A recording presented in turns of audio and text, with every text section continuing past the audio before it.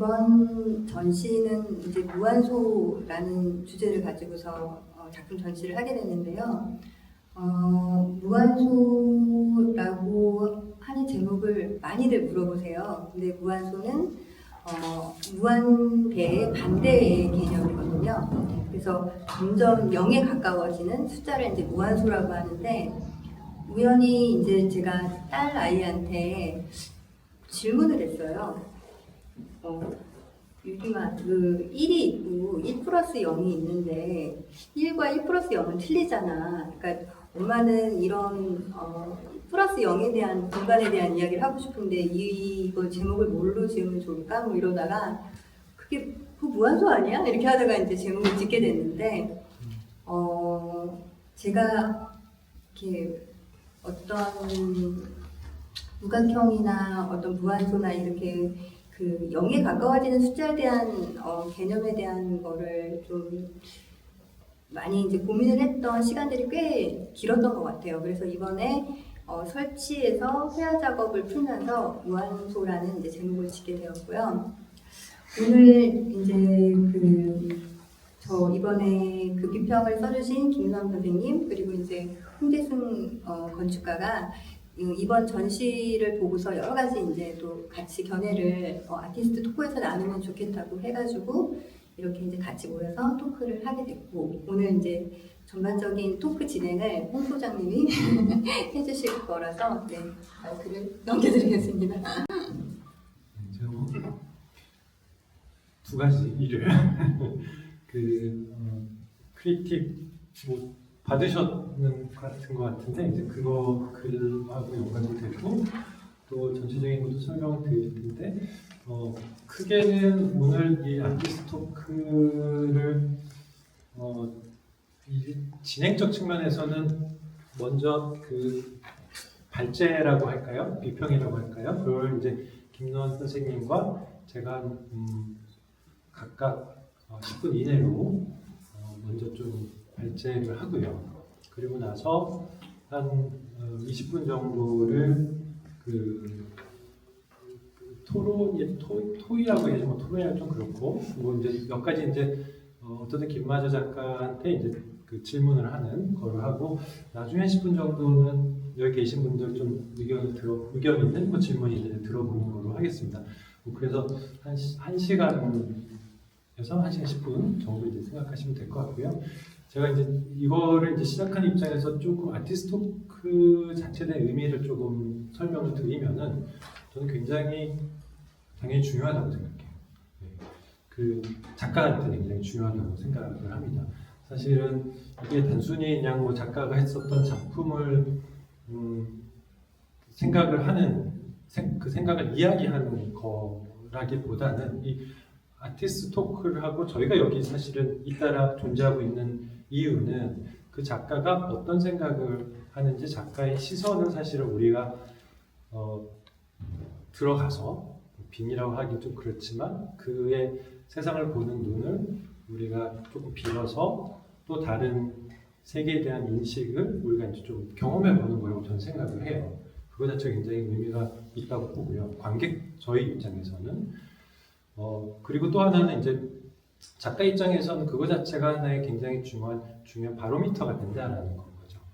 그래서 뭐 짧은 시간이긴 하지만 저는 이 시간 자체가 우리가 또는 김마저 작가가 또 그 다음 전시를 보는 데 있어서 하나의 중요한 계기가 됐으면 좋겠다라는 생각이 들고, 사실 우리나라가 건축가이긴 하지만도 비평 문화가 굉장히 부실하고 빈약해요. 사실은 뭐 미술 쪽은 저희보다 나은 것 같기는 한데, 그래서 이런 그 문화죠, 비평 문화 자체가 잘 정착하는 데 있어서의 또 하나의 계기가 됐으면 좋겠다는 좀 모두의 말씀 제가 드리고, 우선 그 김노한 선생님이 사실 이 전시를 하면서 처음에 이제 글을 써주셨기 때문에 그 김노한 선생님 관점에 비평, 생각들을 먼저 한 들어보고, 그 다음에 제가 마이크 이어받아서 제가 또 설명드리도록 하겠습니다. 네, 여러분 반갑습니다. 전시기획하고 글도 쓰고 공간 운영의 김노한입니다. 제가 김만수 작가는 제 지금거리에서 보다가 이번 전시로 처음으로 같이 한 것 같아요. 확실히 이제 그 일을 같이 하니까 좀 속 얘기도 많이 하게 되고 아무리 자주 봐도 이제 일 같이 안 하면 실제 그 사람이 내심 뭘 고민하고 있는지 잘 모르거든요. 이번 전시를 계기로 저도 이제 이 김만수 작가와 좀뭐 많은 얘기를 나눴고 그다음에 그동안 활동해왔던 어떤 그런 맥락, 어떤 배경 이런 것들과 지금 전시가 어떻게 연결되어 있는지 이런 것들도 좀 또 세밀하게 알려드린 것 같고요. 제 글 혹시 보셨어요? 제가 또 두 번 읽을 필요는 없는 것 같은데 다만 여기 그 보면은 세 번째 문단에 보면 가로 열고 삼각형, 화살표, 사각형, 다각형, 원형 요 파트가 있죠. 세 번째 문단에 세 번째 단락이라고 해야 되나요? 이게 이제 우리가 각을 늘려가면 늘려갈수록 각이 사라지는 거죠. 그러니까 우리가 이제 지구가 원인데 지구 위에 살면서 우리가 이 원을 느끼지 못하고 수평을 느끼거든요. 왜 그런가 그랬더니 그 지구과학자들 하는 얘기가 인간이 경험하고 있는 지구는 이 400km 이내는 다 수평으로 느낀다는 거예요. 400km에서 넘어가야 비로소 각이 변한다는 거예요. 그러니까 우리가 이제 우리 작가는 이제 그 무한소 개념을 이제 자신의 어떤 창작의 중요한 개념으로 제시하고 있는데 이건 뭐 작가의 주장이죠. 근데 이제 이런 주장을 통해서 우리가 이제 여러 가지 생각을 하게 되는 거죠. 무한소라고 했을 때 사실은 이 무한이라는 말, 이 개념 자체가 굉장히 중요한 과학 철학이나 또는 현대 철학에서 되게 이제 중요한 개념인데 이해하기도 어렵죠. 근데 거기 무한소라고 그러니까 더 어려운 주장이라는 생각이 들고 그렇기 때문에 사실은 해석의 여지가 굉장히 많다는 생각이 듭니다. 제가 쓴 글도 제가 그냥 보는 관점에서 이러이러한 어떤 생각들이 작가와의 대화 속에 내 머릿속에 떠오른다. 그리고 연상되는 어떤 그 어휘들, 연상되는 문장, 연상되는 텍스트를 이렇게 구성을 해본 겁니다. 그러면서 이제 작가도 생각하지 못했고 저도 생각하지 못했던 어떤 아이디어를 사실 이렇게 글을 쓰면서 또 이 전시에 대해서 작가의 구상을 얘기 들으면서 이제 저도 좀 생각하게 됐죠. 그래서 이제 이게 각이라는 것이 결국은 저는 되게 매력적인 그런 키워드로 느껴졌고, 물론 이제 15세기 전후에 유럽의 중세 신비주의 철학자들이 주장했던 그런 주장이 있죠.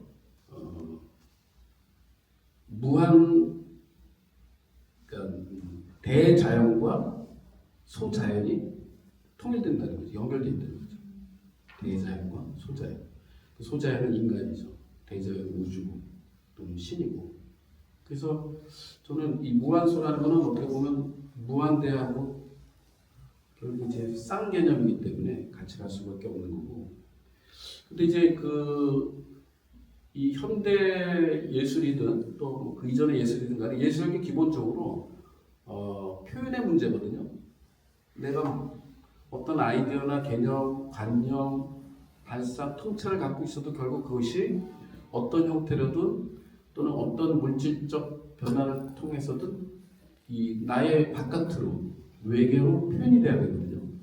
그리고 그 표현된 것들을 가지고 우리는 관계를 맺고 공감을 하든 소통을 하든 추측을 하고 그 작가의 내면에서 어떠한 사건들이 벌어졌는지 우리가 좀 가늠해 보는 거죠. 일단 우리가 이제 이 현대 미술 또는 꼭 그것이 아니더라도 이런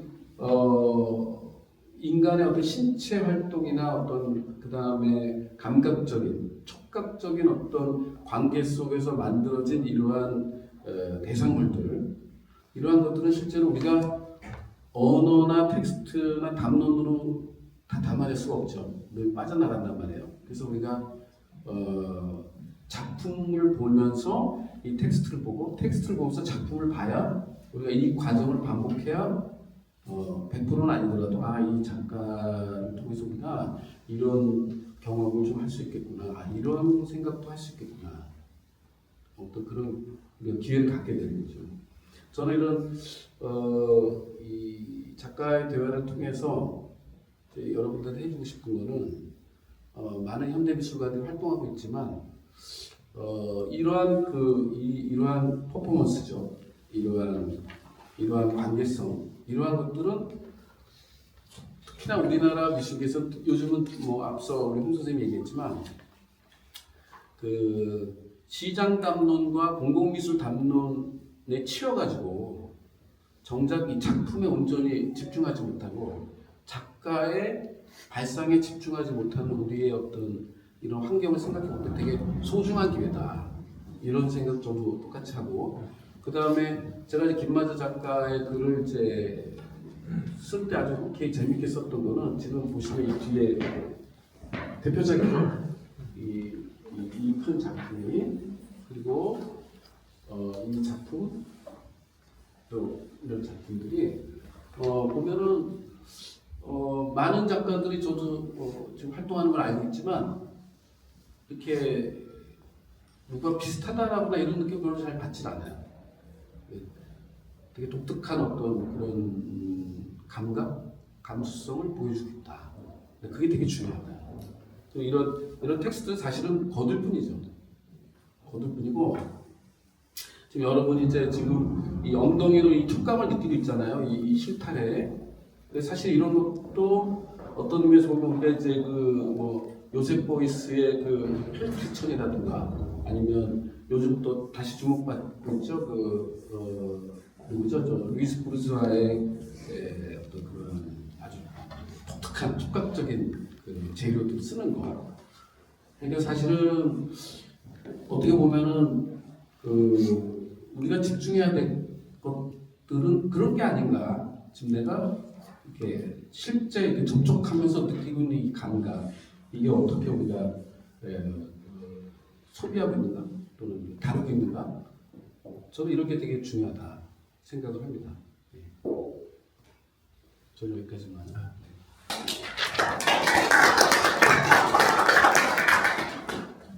역시 사실 이 전시에 사실 기본 글을 써주셨기 때문에 김 작가님하고 많이 이제 또 대화를 통하고 그 내적인 생각의 흐름 또는 작업의 변화, 이런 것들이 이 무한소라는 것에 이제 무한소에 대한 해석을 통해서 잘 말씀해 주신 것 같습니다. 제가 제가 쓴 내용, 전 사실은 지금 선생님이 얘기하셨지만 글이 굉장히 중요하다고 생각합니다. 사실은. 그래서 일부 제가 뭐 읽을 부분도 있고요. 제가 글 쓴 방법은 굉장히 친절한 글이에요. 그래서 보시면 다 그림까지 들어가 있고 이제 아실 건데, 김남 선생님께서 그 작가의 의식에 대한 측면에서 좀 보셨다고 한다면, 저는 이 글에도 있는 거, 리프티드 캔버스라는 그 자체가 저한테 굉장히 좀 중요한 단어로 느껴졌어요. 그러니까 소위 캔버스를 들어 올렸다라는 그 거잖아요. 그러니까 그 단어는 지은 거죠? 네, 제가 그쵸. 이게 어디 뭐 사실 있는 게 아니고, 그래서 제가 이제 거기서부터 시작을 해서 이 리프티드 캔버스라는 의미를, 물론 제가 김마저 작가님의 작품을 꽤 한 8년 정도를 지속적으로 봐왔고, 저는 특히나 요번 그 리프티드 캔버스 그 단어를 쓰면서 굉장히 큰 계기가 되겠다라는 생각을 저는 했습니다. 그래서 제가 이 글 내용에 있는 것 같이 사실은 뭐 김던 선생님께서 뭐 이 분야는 전문가시긴 하겠지만 미술이라는 게 결국 어떤 그 시대적인 전제가 항상 있었었고 또 그 전제를 깨 나가는 것에서 또 의미가 사실은 도출이 되는 거잖아요, 기본적으로. 그래서 저는 근데 요번에 이 전시 자체는 뭔가 김마저 작가가 여태까지 해왔었던 거 새로운 어떤 시각과 그게 이제 작품 표현됐다라고 생각이 들었었습니다. 그러면서 제가 관심을 갖게 됐었던 것은 그 미술사적 측면에서의 이러한 그 회화성에 대한 거겠죠. 저는 건축가가 이 얘기가 좀 그렇게 부족하긴 한다고 저는 개인적으로 생각하긴 하지만도 그 회화성에 대한 부분을 즉 어떤 사물을 그리고 그걸 뭐 재현을 한다라든지 거기에 이제 뭐 환영, 일루전 같은 것들이 있는 건데 이 회화성에 대한 것을 김마주 작가가 굉장히 새로운 해석을 하지 않았느냐라는 것에 저는 굉장히 큰 의미를 담고 있습니다. 그래서 이 재현에 대한 이슈, 재현에 대한 그 이야기에 대한 부분은 사실은 로버트 라우젠버그와 사실 많은 미술가들이 얘기를 했었죠. 여기도 그 제가 사례로 들어 있었던 것 같이 뭐 컴바인드 캔버스라고 해서 사실은 로버트 라우젠버그가 벽에 거기다가 이제 새로운 오브젝트 재료를 붙이기 시작하잖아요. 이거는 뭐 골판지랑 어디서 얻어진 그 철 이런 도구 같은 것들 붙인 걸 제가 했는데 로버트 라우젠버그 같은 경우 유명한 작업은 사실은 그 침대 작업 아마 보시면 그렇죠? 그게 이제 주로 있었고 그래서 그런 측면에서 이제 새로운 그 회화에 대한 어떤 그 정복을 시도했다고 생각이 들었고요. 그다음에 뭐 프랭크 스텔라에 대해서는 뭐 쉐이프드 캔버스라고 해서 뭐 사실 그 시대에 많이 이제 했던 관심을 가졌던 부분들인데 그 캔버스가 갖고 있는 그 틀이라는 것 자체를 틀이라는 것 자체는 사실은 경계가 형성되는 건 거고 어떤 대상으로서 형성된다는 거잖아요. 근데 이 프랭크 스텔라는 그거 자체를 새롭게 전복시키면서 안에서 그리는 그림 자체, 뭐 그래서 뭐 W자도 있고 V자도 있는데 그거 자체가 그 캔버스의 경계로서 틀로서 이제 만들어진다라는 거죠. 그래서 뭐 쉐이프드 캔버스라고 얘기를 했었던 거고요. 그다음에 보다 더 적극적 측면에서 그게 요 그림이죠. 잘 아시는. 그러면 도널드 저드가 특히나 이제 김마저 작가의 오늘 전시랑 연관돼 있어서 벽에서부터 탈출하는 그런 뭐 사실 뭐 시대적인 사조로 따지면 미니멀 아트라고 얘기가 되는데 탈출돼서 그거 자체 이제 오브젝트성에 대한 부분을 새롭게 얘기하고 있습니다. 그래서 뭐 스페시픽 오브젝트라고 얘기를 하기도 하죠, 사실은. 그래서 저는 사실은 김마저 작가의 작업을 이 리프티드 캔버스란 작업 자체를 소위 지금 현대 미술에서 얘기되고 있는 이 회화성에 대한 변화, 회화성에 대한 그 평면에 대한 것을 공간과 같이 연관하는 관점에서 사적인 측면에서 봐야 되지 않느냐. 근데 사실 이건 뭐 김마저 작가님 작품 자체가 특별하기 때문에 라기를 넘어서서 제가 바라다 보는 비평적, 크리틱적 관점이라는 것은 사적인 관계 속에서 이 시대적인 측면에서 연관성적으로 봐야 되는 관점이 하나가 있고요. 사실은 그거는 제가 좀 요번에 글쓰기는 거기에 집중됐다라고 보시면 될 것 같아요. 그래서 제가 요 부분들을 글에 이제 내용적으로 좀 적어 놓았고 좀 많이 길어지네요, 계속. 그래도 이제 되게 중요합니다. 그 다음에 이제 두 번째 해당하는 그 부분이 이 팔레트에 대한 얘기였었어요. 저는 사실 이 팔레트 나중에 제가 좀 지금도 들고 싶은 부분이긴 한데 모르겠습니다. 여러분들이 이걸 팔레트로 어떻게 인식을 하실지 모르겠지만 현재 있는 건 팔레트인 거죠. 팔레트라는 것은 그 물류 유통 과정 중에 저희가 많은 물건들을 적재하고 그것을 옮기기 위해 만들어진 사실은 산업적 그 도구라고 볼 수 있고요. 어떻게 보면 되게 익명적이죠. 그거에 대한 쓰임이라는 것은 어떤 그런 필요성에서 쓰여지는 그런 도구이죠. 근데 그게 오브젝트이기도 한 거죠, 사실은. 근데 이제 오브젝트성으로 보는 측면에서는 사실은 그냥 도구화되어 있는 상황인 거예요. 근데 제가 이 부분을 이 팔레트를 벽에다가 들어 올렸다 또는 쌓았다 라는 관점이 저한테 굉장히 흥미로웠었어요, 사실은. 그래서 뒤쪽에 있는 작품 같은 경우는 그것을 적층을 하는 팔레트가 있는 거고, 뭐 제 나름의 해석이 틀리면 얘기해 주셔도 되는데, 이쪽 제 앞쪽에 지금 보고 있는 경우는 그 팔레트의 뒷면 부분인 거죠, 사실은. 그리고 그 방향성도 사실 다르기도 하고요. 그 다음에 여러분들이 보고 있는 전면의 큰 작업 같은 경우는 일반적으로 보는 팔레트의 윗면인 거죠, 사실은. 이렇게 기존에 갖고 있는 팔레트를 발견을 하고, 이것은 뭐 뒷시장의 그 파운테인 그거랑도 연관할 수 좀 있다고 생각하는데, 이 레드메이드랑도 뭐 연관도 된다고 생각하는데, 굉장히 새로운 시각을 이 작업을 통해서 구현되고 있지 않느냐, 굉장히 놀랍다라는 생각이 저는 사실 들었었습니다. 그래서 그 뒤에 보면은 그 익명성, 우리가 소위 보고 있는 이 팔레트라는 것은, 제가 뭐 제주도에서 귤밭하고 있어가지고 이 팔레트 제가 굉장히 익숙해요.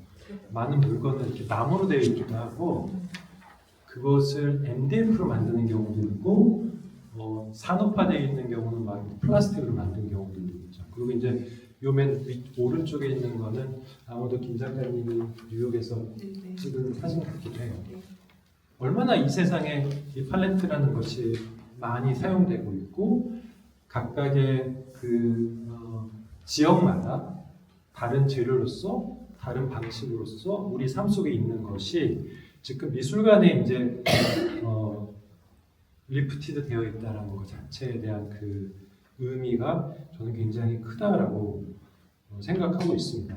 사실 이 부분은 제가 이제 건축가 입장에서 보게 되면은, 이게 김하재 작가 작품이 많은 회화성을 처음에 갖기도 했다가, 그 다음에 지금 저희가 있는, 이건 사실은 오브젝트로 존재하고 있는 상황인 거죠.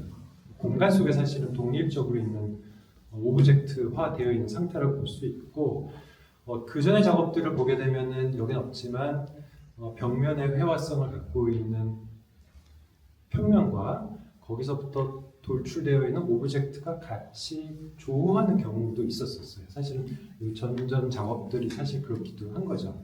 근데 그랬었을 때 지금 이 작업은 새롭게 회화라는 거가 여기에 오브젝트랑 같이 공존하고 있는 상태라는 거죠. 제가 굉장히 흥미로운 부분은 그리고 이제 그러다 보니 지금 보시는 작업 같은 경우는 회화가 그 팔레트라는 오브젝트의 정확히 말하면 뒷면인 거죠. 이거는 팔레트라는 오브젝트의 전면에, 그리고 여러분들 뒤쪽에 있는 경우는 저 팔레트의 그 측면에 저 부재가 굉장히 강조되어 있다는 거예요. 저는 그게 이 팔레트가 갖고 있는 기본적으로 산업화되어 있지만 실제적으로 쓰임이라는 것은 무엇을 적재하기 위한 윗면에 대한 사용성이거든요. 근데 그거의 하부에는 실제적으로 구조가 존재할 수뿐이 없는 상태, 구축적 상황이 존재할 수뿐이 없다. 수직과 수평적인 저 구조 체계가 있고 거기에 이제 면이 이제 붙게 되는 상황이라는 거죠.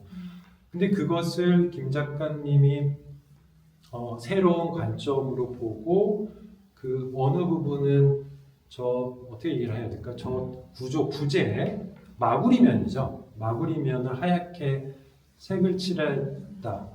그래서 그게 하이라이트가 되어 있다. 그게 적층되어 있는데 어떠한 선적, 면적 느낌을 전달해주고 있다. 지금 제 왼쪽에 있는 작업 같은 경우는 두 면이 저기 이제 이 목재로 된 자작면과 합판면과 그 선형적인 저 구조재와 그 뒷면에 이제 면이 회화성을 갖고 있다는 거죠. 이거는 제가 볼 때는 뭐 제가 여기 앞에서 있어서 얘기를 하는 거가 아니고 굉장히 새로운 의미성을 갖고 있다라고 저는 사실은 생각을 해서, 그거 자체가 제가 이 말의 이제 끝에 있는 부분이긴 한데, 이번 전시 자체가 그 회화에 대한 그 존재 조건에 대한 질문을 던지고 있다.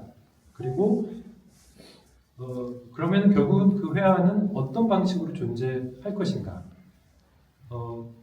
그 존재하는 방식 자체가 지금은 그 벽에 붙여지기도 하고 쌓아 올려지기도 한다는 것 자체는 공간 속에 존재하고 있는 거거든요. 일반적으로 미술 작품이 벽면에 걸린다는 것은 가장 보편적인 저희가 그 작품을 바라다보는 관점이 사실 되는데 지금은 우리 여기 앉아 있는 것 같이 공간 안에 있다. 공간을 점유하고 있다고 볼 수 있을 것 같아요. 그리고 저희가 그 공간 속에서 그 미술 작품을 유용하면서 바라다보고 있다라는 새로운 어떤 그 미술의 형식을 얘기하고 있지 않느냐라고 저는 생각이 듭니다. 그래서 그의 작업은 회화를 다시 찍고 다시 들어 올리고 그리고 다시 구조화하는 그 과정이고 저는 그 과정 속에서 회화는 더 이상 평면적인 화면이 아니라 우리 삶의 구조를 감각적으로 그 재조립하고 뭐 조합하는 그런 또 하나의 사유할 수 있는 그런 몸체이지 않을까라고 생각합니다. 조금 뭐 사적인 측면까지 얘기하다 보니까 좀 장황하게 된 면이 있는데 그만큼 그 김마저 작가님의 이 요번 전시가 갖고 있는 의미가 크다라고 해서 좀 제가 이렇게 말씀을 드렸고요. 제가 뭐 질문한다기보다는 지금 저희 김노함 선생님하고 제가 얘기한 그 단어 또는 그 내용 속에 사실은 김마저 작가님이 이 작업을 위해서 여러 가지 고민했었던 부분까지도 다 포함되어 있을 것 같아서 그런 측면에서 제가 특별히 뭐 질문이라기보다는 여러 가지 좀 복합적으로 한번 좀 이야기해 주시면 좋을 것 같습니다. 네. 너무 정말 감사드리는 게 저보다 저를 더 많이 연구해 주신 것 같아가지고 그걸 쓰려면 사실은 네. 제가 이번에 전시에서 조금 중요하게 생각하는 작업이 파레트 작업이긴 해요. 파레트 작업인데 제가 파주에 작업실이 있는데 항상 그 파레트 공장을 지나가요. 어느 날 이제 제가 이제 그 KPP라는 회사인데 그 회사에 대해서 여러 가지를 조금 이제 알게 됐어요.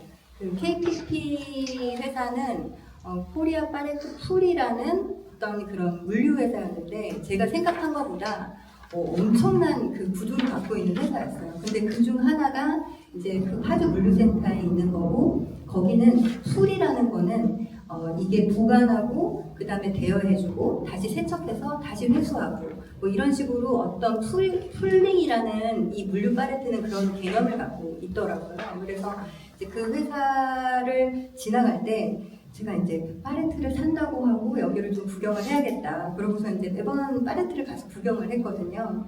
근데 거기 직원들이 항상 저를 이상한 사람 취급하면서 자꾸 보내더라고요. 그러니까 거기는 예약을 해서 어떤 기업 대 기업으로 뭐 아니면 미리 그거를 서비스를 받아가지고 그거를 이제 그 서비스를 이용하는 사람들만이 이제 대여해서 가는 곳이니까 저처럼 뭐 아무 이유 없이 이렇게 왔다 갔다 하는 사람이 되게 이상했겠죠. 근데 저는 어느 날 저 빨간 그 나무 팔레트를 보는데 거기서 되게 감동을 받았어요. 그러니까 이게 그냥 적재하는 팔레트인데 어떻게 저 구조가 저렇게 아름다울 수 있을까? 내가 만약에 어떤 사각이라는 거를 쓴다면 조금 더 이렇게 이롭게 뭔가 도움을 주는 사각을 좀 쓰고 싶다. 그래서 저 팔레트에다가 이로운 사각이라는 이름을 짓고 그 다음에 저는 적재를 하는 물건은 없잖아요. 그래서 저기를 캔버스로 만들어서 제가 그리는 어떤 추상적 개념, 감정, 기억 그리고 어떤 무형의 이미지들을 저 팔레트에다가 적재하는 방식으로 그림을 그려야겠다라고 생각을 했던 것 같아요.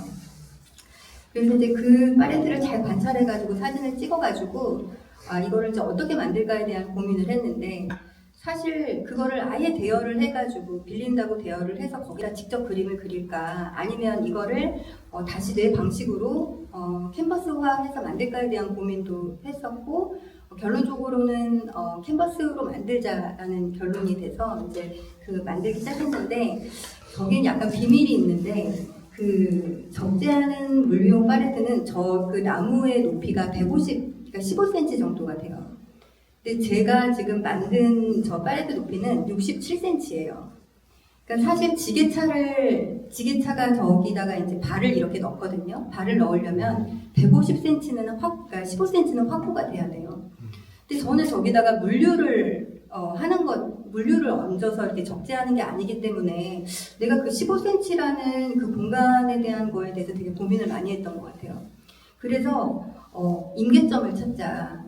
이게 제가 말하고자 하는 거는 물리용이 아니기 때문에 지게차를 들어서 저 팔레트를 쓸 일이 없으니 그냥 사람의 손으로 옮길 수 있는 어떤 떠있는 높이를 찾자라고 생각을 해서 저는 67cm라는 그걸 정해가지고 정확히는 67mm가 네, 67mm. 네, 67mm가 필요하다고 생각해서 저기에 약간 공간이 떠 있어 보이는 높이, 그러나 지게차는 안 들어가는 높이를 설정을 한 거죠.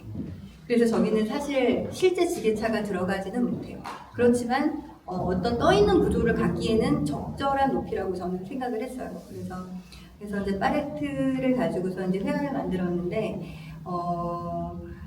저 뒤 팔레트에는 되게 재미난 에피소드가 하나 있어요. 제가 최근에 그 뉴욕을 갔었는데 뉴욕에 가서 그 브루클린에 거기 가구 공장들이 이렇게 있었는데 엄청나게 팔레트가 거기도 있더라고요. 그래서 막 진짜 되게 미국에도 이런 팔레트가 있구나 막 구경을 하고 있었는데 반대쪽에 벽화가 그려 있어요. 그 벽화가 아니고 저기 낙서들이 돼 있잖아요. 미국에 가면은 그래피티 돼 있는데 거기에 어떤 숫자가 돼 있었어요. 거기에 그래피티에 여러 가지 숫자 뭐가 써 있고 기호가 써 있고 글씨가 써 있고 하는데 어떤 숫자가 이제 써 있었는데 그게 420이라는 숫자였어요. 그래서 정말 이게 무슨 숫자지? 0420? 되게 나한테는 그때 이제 미국 가서 되게 의미 있는 숫자였는데 저한테 제가 되게 기념하는 숫자가 있는데 그게 4월 20일인데 저 420이라는 숫자가 뭘까 이제 한국에 와서 엄청 그걸 찾아봤어요. 찾아봤더니 미국에는 이제 되게 마약 같은 걸 많이 하기 때문에 마약하자라는 어떤 암호가 있더라고요. 그게 이제 420이었어요. 그래서 제가 저 팔레트에다가 안쪽에다가 20이라는 숫자를 쓰고 4라는 숫자를 쓰고 바깥에다 20이라는 숫자를 썼는데 어떤 기호를 쓰고 싶었어요. 저 그 팔레트에다가. 그러니까 저 팔레트는 그래도 420에 대한 그런 이야기인데 제가 관심을 갖는 것들이 어떤 그 눈에 보이지 않는 모순된 것들 뭐 그런 거에 대해서 되게 관심이 많은데 대립과 모순은 굉장히 틀리거든요. 그러니까 우리가 A라는 게 있고 B라는 게 대립이 되면 떨어져 있어가지고 모순적 상황이 안 되는데 A랑 B가 같이 있지 못하는 게 항상 등을 맞대고 있는 거예요. 근데 그 등을 맞대고 있는 그 사이에 굉장히 모순이 생겨나거든요. 그러니까 어떤 사람에게는 4월 20일이라는 게 너무나 첫사랑을 한 되게 애틋한 숫자일 수 있는데 그게 그러면은 비밀이 4월 20일이 그런 거긴 한 거네요, 그렇죠? 극과 극인 이제 그 어떤 상황을 설명을 하면 근데 어떤 사람에게는 4월 20일이 마약하자라는 숫자인 거예요. 그러니까 저한테 이게 너무 모순됐어요. 그리고 너무 충격적이었어요.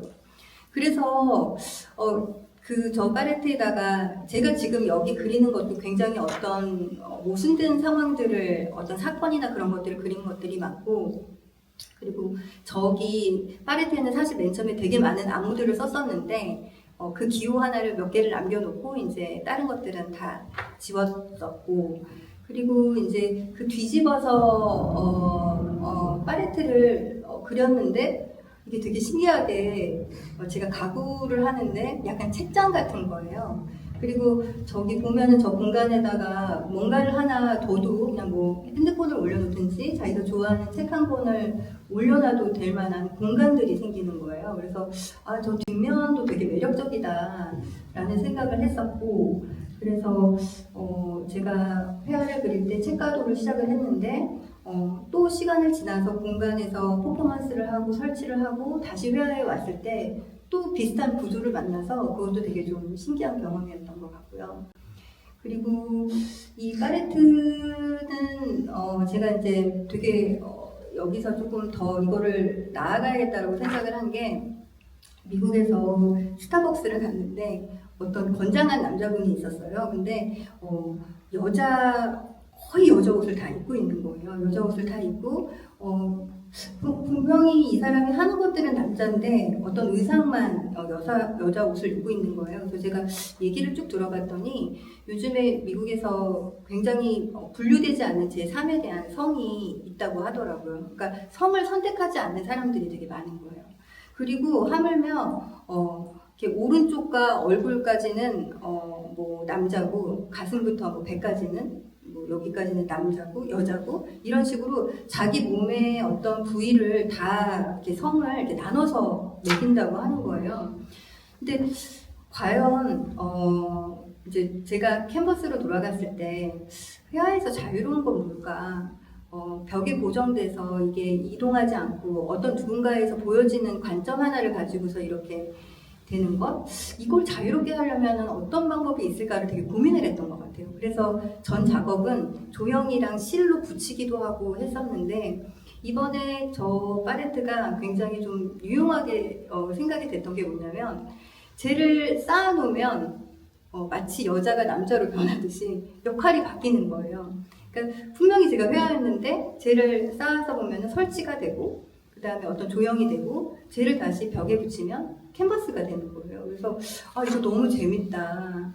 내가 되게 생각하는 바랑 너무 또 일치하는 부분이 있었고, 그리고 저 물류용 파레트를 계속 가서 보고 접하고 알면서 우리가 쓰는 모든 물건의 기본 단위가 저 파레트의 크기로 결정된다는 걸 알았어요. 그러니까 이 파레트는 세계 범용이어가지고 어떤 물건을 드러나르는 가장 기본적인 그 단위예요. 그래서 세계 각국의 나라가 어떤 공통 언어예요.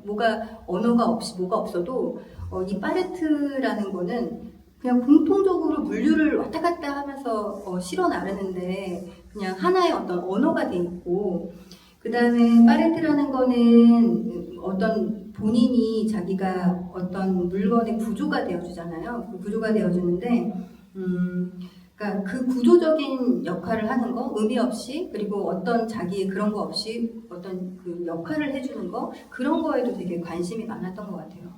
그리고 우리가 지금 사용하고 있는 모든 물건들의 크기가 오히려 저 파레트에 의해서 결정이 될 수도 된다고도 하더라고요. 물류회사 대표님이 그렇게 얘기를 해주시더라고요. 그래서 저 파레트가 모여서 컨테이너 박스가 되고, 그 컨테이너 박스의 크기도 결정하게 되고, 그래서 그러니까 저 작고 길가에 벌어진 그 어떤 파레트가 이렇게 많은 세계를 왔다 갔다 하면서 어떤 구조물이라는 거에 대해서 되게 충격적이었어요, 저는. 그래서 더 관심을 갖게 됐고, 앞으로 저 파레트 작업은 더 계속 방향을 발전시켜서 재밌는 작업이 될 것 같아요. 그런 것들을 좀 재밌게 봐주신 것 같아요. 말씀 되게 잘하시네요. 네. 질문을 막 하려고 그랬는데 질문거리가 있었는데, 하여튼 그러니까 사실 그만큼 그 사물에, 그러니까 이제 공간도 작업도 하셨고, 그 사물에 대한 굉장히 그 내밀한 관찰을 하기 때문에 가능한 것 같아요. 그 내용 자체가 사실 자기 삶 속의 그 생각들과 고민들과 봤었던 관점 같은 것들을 사실은 표현하는 거거든요. 그 자체가. 그래서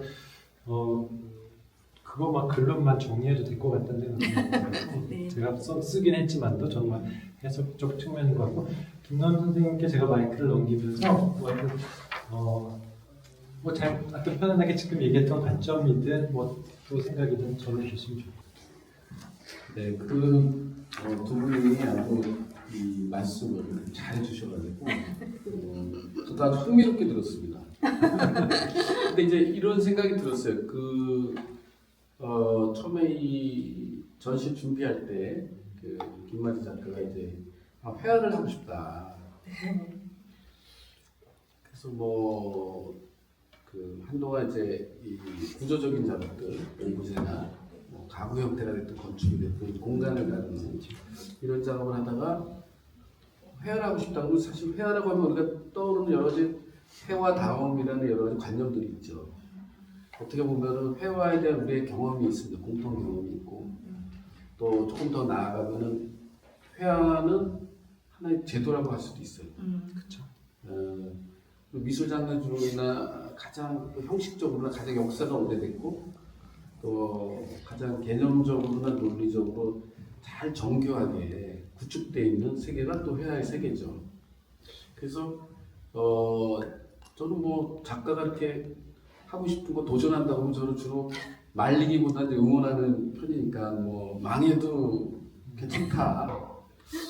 근데 이번에 우리 홍 소장님 이렇게 분석도 그렇고 또 미처 저한테 얘기하지 않은 작가가 이렇게 또 작업하는 과정에서 또 생각이 좀 더 치밀하게 된 것 같아요. 이런 거 들으면서 김마저 작가가 이야기했던 여러 가지 개념들, 레토릭 중에 어떤 부분들이 조금 더 이렇게 매력적일까? 저는 이제 여러 작가들 또는 이 아트 씬이라는 그런 맥락에서 할 때 어떤 부분이 날카롭게 다가갈까? 저는 아까 이제 우리 홍 소장님 쭉 분석 들으면서 되게 공감 가는 분이 많이 있고, 그러면서 저는 이 리프티드라는 이 표현을 가볍게 넘어갔는데 아주 분석을 더 깊이 있게 해주셔가지고 이 들어올린다, 리프티드 돼 있다는 것이 앞으로 굉장히 이 작가한테 뭔가 새로운 어떤 그 작품 활동의 어떤 큰 장을 열어줄 것 같다는 좀 느낌을 받았어요. 그러니까 우리가 이제 아까 프랭크 스텔라 얘기도 했지만, 프랭크 스텔라 다 보셨겠지만 일단 이게 개인이 할 수 없는 스케일이잖아요. 대표작들 보면은 거의 산업 시대에 정말 거대한 인류 문명을 상징하는 그런 시대에 회 같은 인상을 주거든요. 그래서 그러한 어떤 새로운 회화 개념에 도전했던 사람들, 그런 어떤 역사를 생각해 보면 지금 이제 출발하고 있지만 김마저 작가의 리프티드 페인팅 또는 캔버스, 이러한 개념이 충분히 그런 가능성, 어떤 미학적 어떤 설득력이 있는 그런 가능성이 있는 게 아닌가, 이런 생각을 좀 받았어요. 네, 어쨌든 멋진 아이디어고 아주 전시도 제 생각에 성공적으로 잘 되고 있다는 생각이 듭니다. 제 글이 좀 먹혔네요.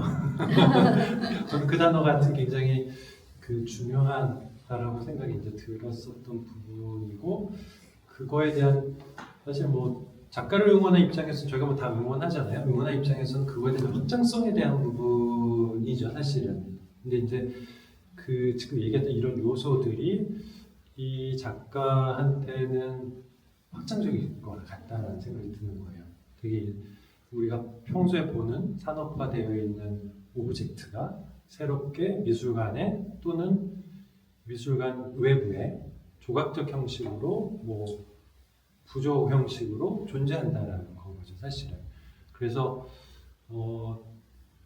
그 부분과 또 예를 들어서는 쉽게는 그냥 뉴욕에 있는 팔레트를 써도 되는 거잖아요, 사실은. 그 팔레트가 다른 글로벌한 맥락에서 사실은 그 장소와 시대에 조금 더 디테일하게 장소와 그 지역에 대한 흔적이 결국은 남는 거거든요. 어떤 물류가 거기에 필요했었고, 그것에 필요한 구조적인 시스템은 어때야 됐었었고, 재료는 또 어떤 재료로 구성되어 되느냐라는 거죠, 사실은. 그렇기 때문에 이 작업 자체가 뉴욕에 가고 파리에 간 거 자체가 저는 의미가 있다고 생각하는 거예요, 사실은.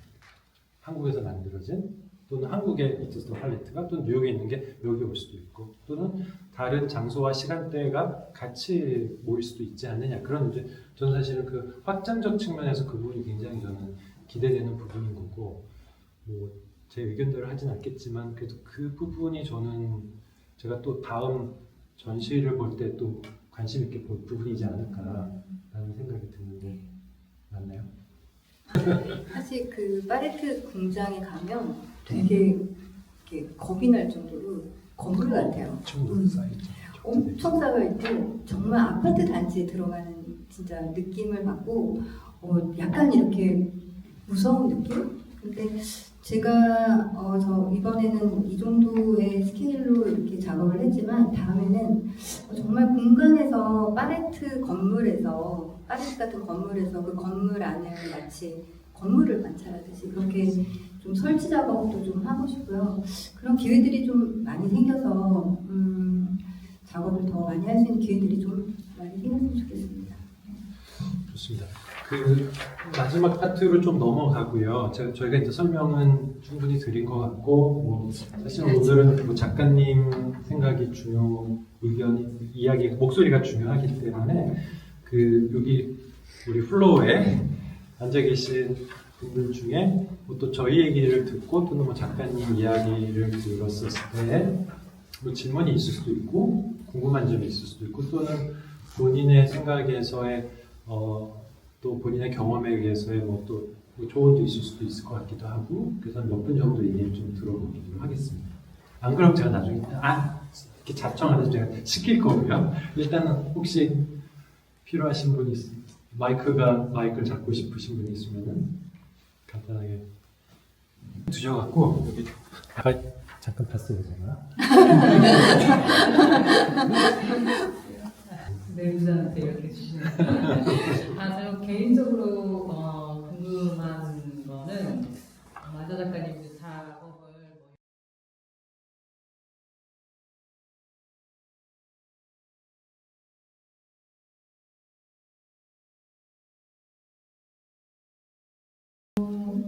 정해서 쓰는 건 아니고 그때 이제 제가 어떤 영감을 받은 지금 앉아 계신 카페트 같은 경우는 북청사전 탈춤의 사자털 옷이거든요. 털옷인데 제가 북청사전 탈춤을 보러 갔는데 사자가 이게 입수한다는 게 사자 두 마리가 이렇게 올라서 몸을 부풀리는 장면이 있었어요. 근데 거기서 제가 사자를 딱 보는 순간 나한테도 저렇게 전지전능하게 어떤 힘이 있었으면 좋겠다라는 걸 느꼈던 것 같아요. 그래서 바로 그 사자 이 옷을 만드는 그다음에 이 사자 이 북청사전 탈춤을 운영하는 무형문화재 선생님을 찾아가서 이 털 만드는 걸 공수를 받았어요. 그래가지고 저희 이제 아들이 자폐에 아는데 그 아이가 이렇게 실돌리는 걸 이렇게 돌아가는 걸 되게 좋아해요. 그래서 그 아들이랑 저랑 몇만 페의 실을 감았어요. 감아가지고 중간을 잘라가지고 이거를 지금 다 이제 천에다가 엮은 거거든요. 근데 이제 북청사자 탈춤이 이런 색깔을 갖는 이유가 뭐냐면 그 오방색의 실인데 이게 5방위의 악귀를 물리쳐주는 강력한 힘을 갖고 있어요. 그 북청사자가 입은 옷이. 그래서 이 지금 바닥은 굉장한 이제 그 악귀를 물려주는 뭐 그런 이제 의미를 가진 전통의 어떤 카펫이고요. 그다음에 여기 지금 뭐 이렇게 나무 소재나 이런 거 다 좀 전통적인 소재에서 가져왔지만 그걸 일부러 가져온 건 아니고 제가 우연한 어떤 경험에 의해서 그거와 이렇게 딱 접속을 했을 때 뭔가 이렇게 느낌이 맞았을 때 이제 소재를 가져온 것 같고 여기 지금 무각섬이라는 이 작품에서 여기 그리드가 돼 있어요. 근데 저는 항상 그리드에서 출발을 한다고 생각을 하거든요. 근데 저 그리드라는 거는 굉장히 어떤 고정적이고 규칙적이고 그런 건데 그리드는 어떤 그리드에서 시작을 하고 그리드에서 끝나게 되잖아요. 끝나게 되면 시작과 끝이 있는데 저게 그리드가 너무 강하면 어떤 벽이 되는 것 같아요. 사람도 너무 강해지면 어떤 벽이 되고 저 네모난 칸막이 하나하나가 너무나 감정이 자기가 조절을 못하게 되면 저 칸막이 안에가 감정으로 이렇게 쌓여버리는 것 같은 그런 느낌이 들고, 그리고 또 그리드가 조금 더 뭐라 그러지? 조금 자유롭게 저 그리드를 왔다 갔다 할 수 있는 뭐 그런 표피를 갖고 싶다. 그래서 저는 이제 주로 이제 나무에다가 저는 그리드 작업을 하고 있고, 그러니까 그때마다 어떤 저한테 화두같이 이렇게 주어지는 생각들이 있는데 그런 거를 필요하면 하루 종일 생각을 하는 것 같아요. 그러면 그때 우연히 마주치는 어떤 사물들이 있어요. 그래서 그러니까 어떤 걸 딱 정해놓지는 않지만 그렇게 저와 접속하는 사물 그런 것들을 작품에 쓰는 것 같습니다.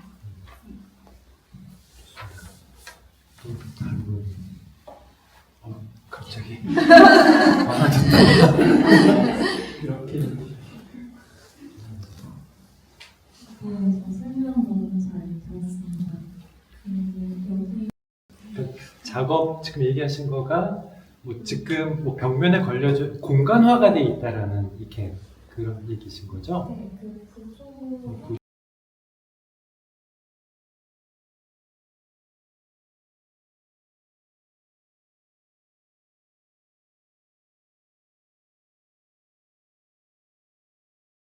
약간 저는 어떤 생각을 하기 위해서 생각을 비우는 일들을 더 많이 하거든요.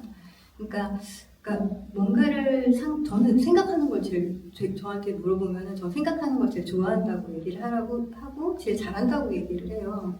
근데 그 생각이 너무 즐거워서 진짜 하루 종일 생각을 하고 있으라고 그러면 하루 종일 진짜 생각을 할 수 있을 정도로. 근데 그렇게 생각을 즐겨지게 된 거는 진짜 많은 시간 동안 생각을 비우는 연습을 했던 것 같아요.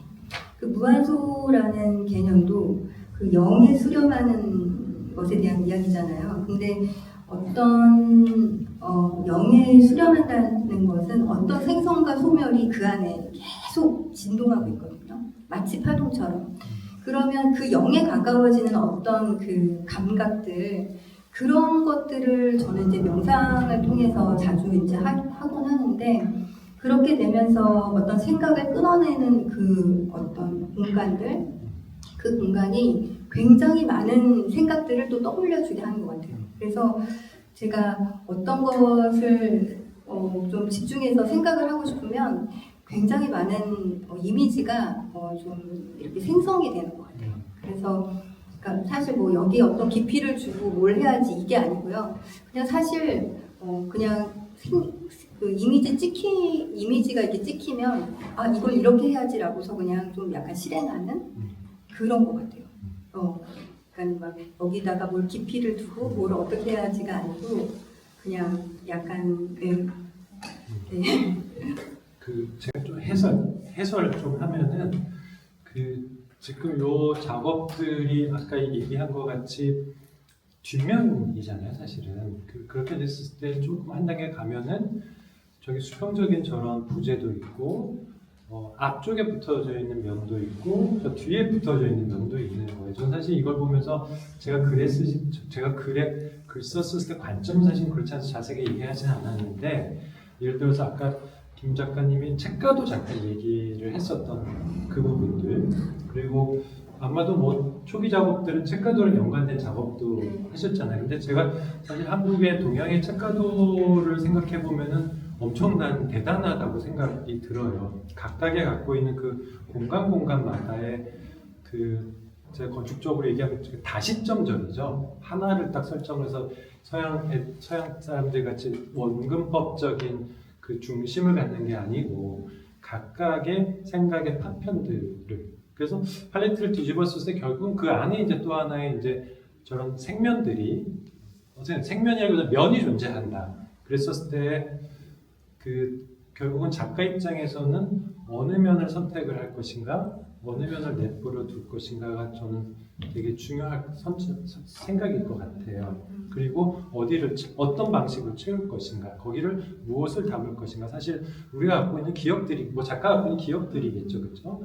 때에 따라서는 뭐 모르겠습니다만 저거 자체가 또 어느 시점에서 채워질 수도 있겠죠. 모르겠어요. 그건 제 해석, 제 생각이니까. 그래서 아마 그런 것들에 의해서 되고 저 깊이감 때문에 당연히 얘기하신 것 같이 입체적이기도 하고 저 빛도 지금 연관이 되어 있는 것 같아요. 그리고 그렸지만 안 보이는 부분들도 있고 보이는 부분도 있고 막 이런 해설 정도가 될 수 있지 않을까 생각이 드는데 조금 더 덧붙이고 네, 싶은데 네, 아니요. 그러면은 그 다음 질문. 아까 질문.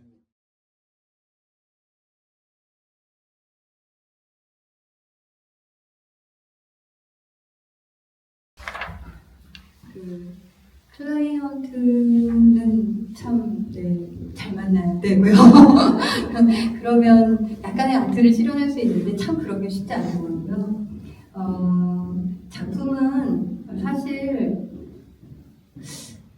글쎄 어떤 식의 타협이 있겠죠. 분명히 타협이 있는데 저 같은 경우는 제가 돈 버는 분야가 아니고 예술은 제가 즐기는 제 스스로한테 정말 진짜 좀 솔직한 나를 만나는 유일한 시간이잖아요. 그렇기 때문에 사실 작업하면서 뭐 대중성이나 그런 건 진짜 생각하지 못하는 것 같아요. 근데 제가 더 가까이 가고 싶은 건 진짜 더 벗겨진 저를 보고 싶거든요.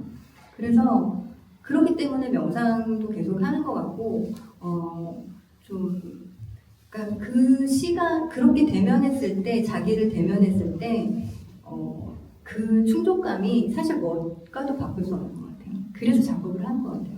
그러니까 그래서 이게 어떤 소비나 돈의 문제 뭐 이런 문제는 떠나져 있는 것 같아요. 특히나 그래서 아마 투잡을 하고 있는 것 같아요. 네. 그 생각해 보면 이 예술계 그 아주 익숙한 그 질문 중에 그 창작자한테 관객이나 수용자의 어떤 그 생각 그런 것들을 창작할 때 고려하시냐 이런 질문을 많이 받거든요. 여러 가지 변형된 형태의 질문들이 많이 있는데 어떤 작가가 대답을 이렇게 하더라고요. 내가 작품이 종료되면 내가 최초의 관객이라는 거예요.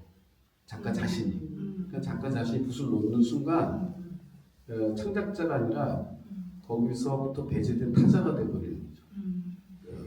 다른 관계성이 생기는 거거든요. 그래서 아까 우리 질문했잖아요. 작품 의미에 대해서 어떤 생각을 하시냐. 근데 제가 문득 생각이 나는 게 이 질문을 하는 관객이 있고 질문하지 않는 관객이 있잖아요. 우리 이 자리에서. 그러면 질문하는 관객과 질문하지 않는 관객은 다른 경험을 합니다. 다른 의미를 갖게 돼요. 작품에 대해서. 그래서 사실 작가가 하나의 답변을 할 수가 없는 거예요. 우리가 흔히 이제 그 관객 개인 뭐 이런 말 있잖아요. 뭐 수용자 미학 이런 거. 사실은 관심을 갖고 질문을 하고 여러 가지 이제 그 관객이나 뭐 클라이언트가 됐든 고객 뭐 콜렉터가 됐든 어떤 형태든 간에 그 관계의 어떤 정도가 생기잖아요. 그러면 그 작품의 의미가 달라져요. 그거에 따라서. 그래서 우리가 이제 이 작품을 감상할 때 사실은 뭐 이렇게 감상하시면 좋습니다라고 가이드를 받지만 어느 순간이 되면은 그러한 감상 가이드가 이렇게 사라져 버리고 이 작가와 작품과 관객의 이 관계가 새롭게 만들어져요. 그런 경험을 하는 거거든요. 저는 이제 제가 글 쓸 때 김마저 작가하고의 저의 관계랑 지금 이렇게 작가에 대할 때 또 관계가 좀 달라요. 그 작품을 글 쓸 때 작품을 이렇게 생각했던 것과 저는 이 오방색 이것도 들었는데 연말이 되니까 뭔가 이렇게 새해가 되면 이렇게 좀 복도 좀 왔으면 좋겠고 이렇게 그런 게 훨씬 더 이렇게 와닿고 아마 이렇게 질문하는 분들 또 질문하지 않더라도 그 정도에 의해서 관계가 형성이 되거든요. 그런 게 아마 지금 우리가 이제 이런 현대미술이라고 하는 이런 새로운 지금 지금 벌어지고 있는 작품들을 우리가 만날 때 갖게 되는 어떤 매력이나 즐거움이지 않을까 그런 생각이 듭니다. 여기 아마 작가분들도 계실 것 같고 또 클라이언트도 있을 것 같고 순수 미술 애호가들도 있을 텐데요. 내가 어떻게 하느냐에 따라서 이 작품이 달라집니다. 작가가 뭐 이렇게 마음대로 하는 것 같지만 작가도 작품을 사인하고 딱 종료하는 순간 이게 딱 내던져져요. 그러면 이제 그 다음부터 이제 같이 갖고 놀아야 되는 상황이 되는 거죠. 게임을 해야 되는. 감사하고요. 그러면 혹시 더 질문이 없으시면은 제가 간단하게 마무리 멘트 그냥 하면서 다시 제가 최종은 이제 대표님한테 마이크를 넘겨드리면서 종료를 할 텐데 지금 아까 어떤 분도 얘기하신 것 같이 많은 걸 해봤다. 그러니까 사실 많은 과정이 있었었고 그 과정이 이렇게 길을 잃을 뻔한 적도 있었을 것 같기도 하고, 그쵸? 제가 뭐 소개는 안 들어가봤지만 작가라는 제가 사실 저는 건축가지만 저는 작가를 굉장히 존경하거든요, 사실. 그래서 그 작가가 그것을 끊임없이 놓치지 않고 지속적으로 시도하고 변화를 그것에 대한 놀라움은 저는 항상 있어요. 여기도 제가 좋아하는 사진 작가님이면 또 다른 작업하시는 분들도 오셨는데 그래서 모르겠습니다. 또 다른 변할 수도 있지만 제가 사실은 저는 이 전시를 보고 제가 글도 쓰고 싶다라고 한 거는 이거는 아까 김넌 선생님 말씀하셨지만 또 의미가 있다. 그거에 대한 확장적 발전적 시도가 있을 수 있다라는 건 거죠. 모르겠습니다. 그거 자체가 그 작가의 브랜딩이라고 표현하는 게 좀 세속적일지는 모르겠지만도 사실은 제가 뭐 김창일 미술관도 설계를 하고 했지만 김창일 할머니 물방울 작가셨잖아요. 뭐 50년 동안은 물방울 그리고 오신 건데 물론 이제 물방울이라는 매개를 시작을 해서 당신이 하고자 하는 작품 세계를 사실은 구현한 거죠. 그래서 오늘 이 자리가 저희가 이제 같이 있는 거가 또 김화 작가가